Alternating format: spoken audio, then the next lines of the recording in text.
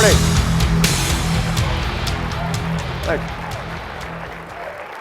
Good morning. Let me hear you up yet. Good morning. There we go. We should all remember that the federal government did not create the states. The states created the federal government. These were the words spoken by our 40th president just after he took the oath of office some 35 years ago. You see, Ronald Reagan was right. Our founders intended for the federal government to have a limited role. They intended that the decisions in government overwhelmingly should be made at the state and at the local level, closest to the people.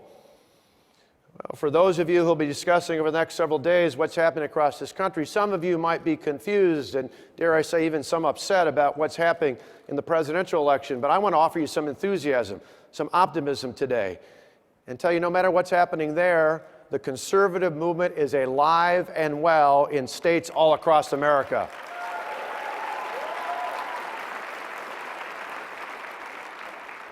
Think about it. Since Barack Obama was elected, what a change we've had.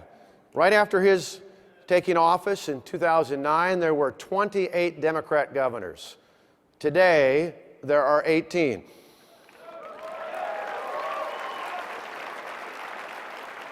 In fact, Matt Bevin's election last fall is a prime example of how far conservatives have come over the past 7 years. Before his election last November, there were only 2 Republicans who had been elected governor in the Commonwealth of Kentucky since World War II.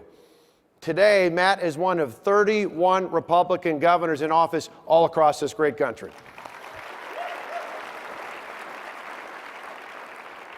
And you know, we have a chance this fall to grow that number, but first, we need to protect some of our great conservatives.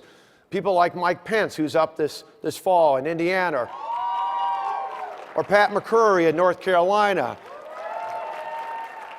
And then after we elect our conservatives along the way, we can help grow the numbers by expanding with opportunities and open seats in places like West Virginia and Missouri. In fact, we have a real shot in New Hampshire and even in Montana. But get this, we actually have an opportunity to elect a Republican governor in the home state of Bernie Sanders. That's right. In Vermont, where I guess just about everybody looks like a conservative compared to Bernie, right? But the reason why we see that kind of change is because Americans are looking for leadership to counter the failed policies of Barack Obama. Since 2009, talk about great recruitment. It's about the only nice thing I can say about this president is he's been an incredible recruiter for conservative candidates. Since 2009, there have been almost 1,000 new Republicans elected in the state legislatures all across this country. That's a remarkable turnaround. When the president first took office, there were 27 state legislatures that were controlled entirely by Democrats and 8 that were split. Today, there's just 11. Just 11 are controlled by Democrats and 8 that are split. Why? Because our policies are working. I mean, think about it across the country. In Indiana, Mike Pence been in office, and you see they've got the lowest unemployment rate since March of 2011, and they've got one of the largest voucher programs in the entire country. In North Carolina, where Pat McCrory is governor, they've got a state where they not only have a surplus, they got a surplus on top of the fact that he had to pay down a $2.5 billion debt owed to the federal government that he inherited from his predecessor because of payments for unemployment insurance. You look elsewhere as well. In New Mexico, Susana Martinez has cut in half the business tax on the employers in that state. You look in South Carolina, because of Nikki Haley's policies, there's some nearly 30,000 people who were once on welfare who are now working today.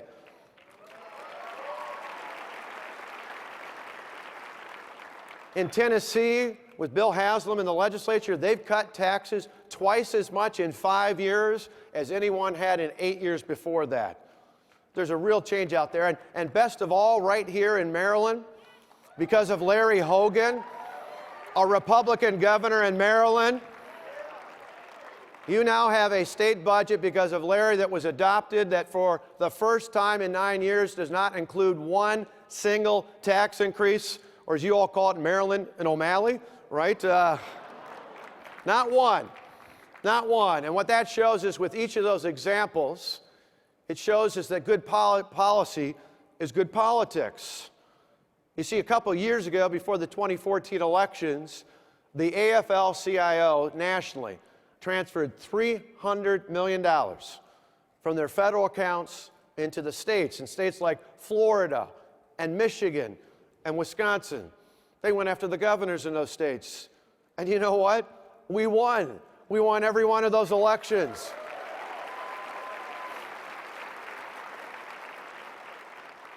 In fact, we not only won in those 3 states, 16 members of the class of 2010 were reelected. I like to tell my friend Paul Ryan, who grew up down the road from me, that for he and the others in his conference and those in the Senate now, they owe their majorities to us in the states because we sucked up all the union money in America. I'm only half joking about that, by the way, and I think I got most of it in my state. But you think about the difference it made in my state, it made a tremendous difference. In Wisconsin in 2010, we won an election that people said we couldn't win. And then we won again in 12 and again in 14. And thanks, by the way, because many of you here and across the country helped us, particularly in that recall election in 2012.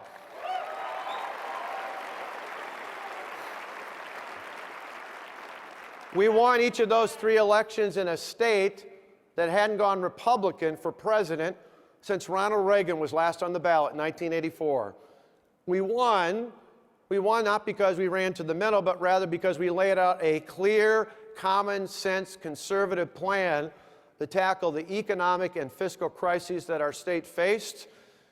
And then we did something unusual in politics. We actually did it. We actually did it. We implemented it. And guess what? It works. It works. Just last week, the U.S. Department of Labor put out a report that showed that there are just 10 states in America that have a better unemployment rate, meaning a lower average annual unemployment rate last year than those states did before the recession in 2007. I'm proud to say that my state, Wisconsin, is one of those 10.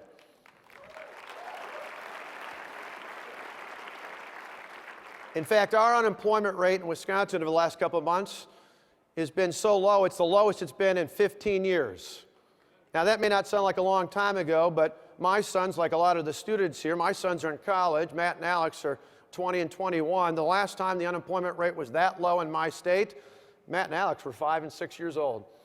That's a lifetime ago for a lot of our college students here. And it's not just unemployment down. You all have been following it nationally. Unemployment, thankfully, has creeped down a little bit. But one of the biggest challenges is that our labor force participation rate, that's the percentage of people actually in the workforce, is still hovering just over 62% nationally. That's about where it was in the 70s.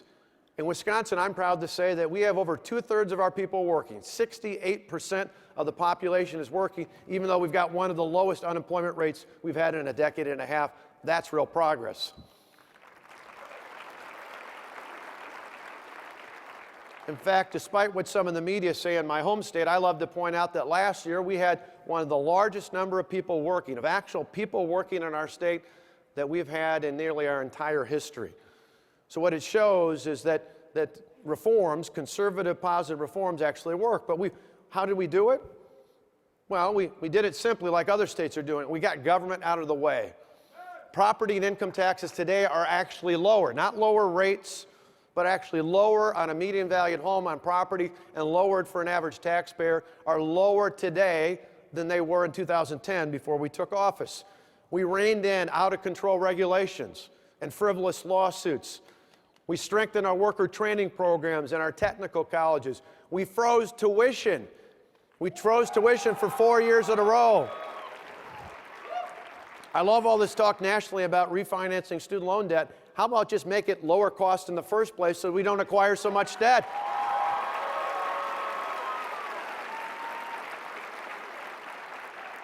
I think for some in Washington that would just be too logical. But we did all those things and it helped grow the economy. But we did more than that. In our state, a blue state like other blue states across this country, We actually made Wisconsin the 25th state in the country where we give workers the freedom to choose through right to work.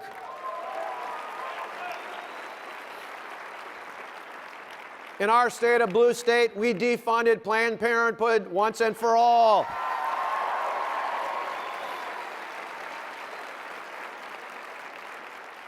In our state, a blue state, we passed concealed carry and castle doctrine to protect the Second Amendment rights of our citizens.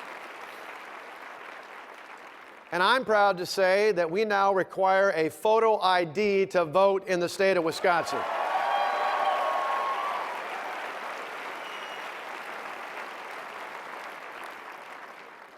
So you look at all those things, and it reminds me, though, that good politics is good policy is good politics, because we won those elections, and we're going to continue to win elections like that.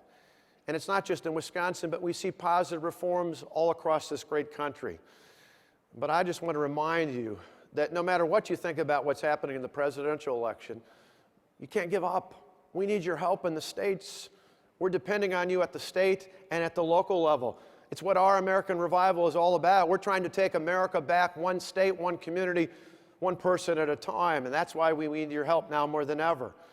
You see, this fall, in at least 5 states, maybe more, at least 5 states, we have the opportunity to elect Republican governors in states that currently have Democrats today. That alone is worth a tremendous difference out there. But we need people at the grassroots knocking on doors, making phone calls, reaching out and sharing that message. An optimistic, positive message for our country and our states and our communities, because that's what we stand for as conservatives. Think about it. It's not just about winning elections. You know, governors and conservative lawmakers are pushing positive reforms all across this great country. And we're not just winning elections, we're making a difference. Think about that. Cutting taxes, defunding Planned Parenthood, passing major welfare reform, education reform, right to work, school choice, protecting religious liberties. None of those things are happening today up in our nation's capital, but they're happening in state capitals all across America.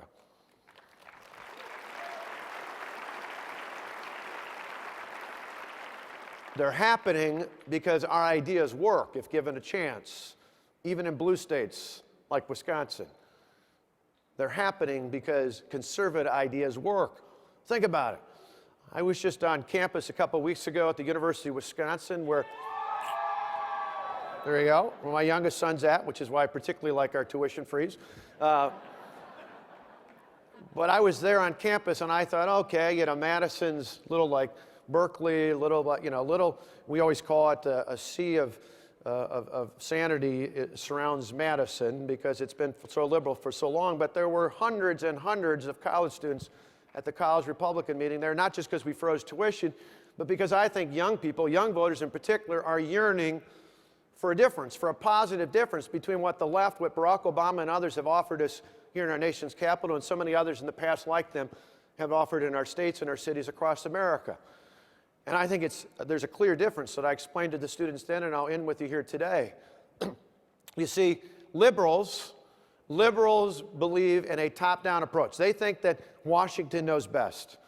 They believe in a top-down approach that tells you what to do, when to do it, and how to do it. As conservatives, we believe in just the opposite.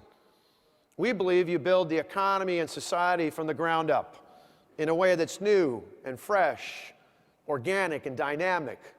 We believe that as long as you don't hurt the health and safety of your neighbor, you should be able to go out and start your own career, build your own business, live your own life. They believe in the government. We believe in the individual. We believe in you.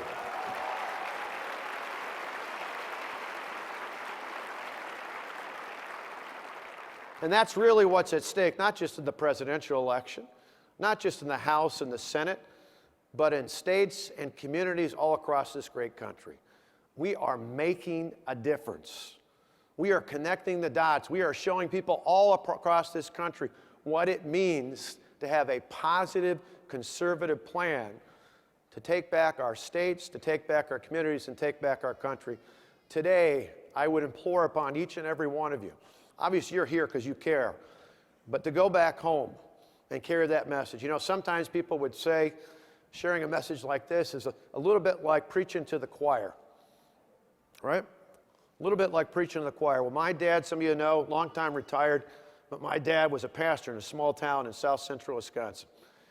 And I remember he told me the story of years ago, somebody said to another pastor, a friend of his, preacher, you're preaching to the choir. And he said, well, I preach to the choir because I want the choir to sing, right? So today I would leave you with this. I'm preaching to the choir because you know that positive, common sense, conservative reforms work on economic policy, they work on fiscal policy, they work on social policy, but we can't be satisfied just sharing that message in safe confines like this here today. We can't just do it back at meetings of this group or that group or the party or other places like that. We've got to go out and we've got to go back home and we've got to go and share it in our states, in our communities, in our homes, at work, at school, at play, wherever we might be. We can't be afraid to share that message. But as Ronald Reagan once said, we need to be happy warriors. We need to share that message in a way that says, this is what we're for. And here are the examples all across America where it's working. Don't be afraid to share that message. I'm convinced that if we sing and share that message all across this great country, we will take America back one state, one community, one vote at a time. With your help, that's exactly what we're going to do. Go forth and sing. God bless you.